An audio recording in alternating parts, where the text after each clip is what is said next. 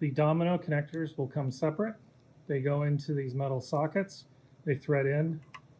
You want to thread them in, make sure that you don't force them. They should thread in quite easily. If they get to a certain point and need a little bit of help, you can put the wrench in and turn them, and then they will get to a point where they stop. If they stop and they're not lined up toward the interior of the bed, just back them off a little bit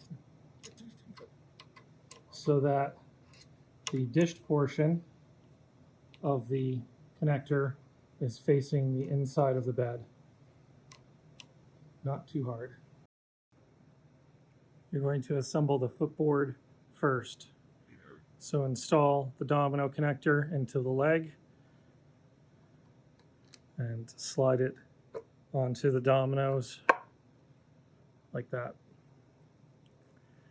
If it doesn't want to go in, it's possible that the domino connector here that receives the pin has shifted, and you'll just want to take the set screw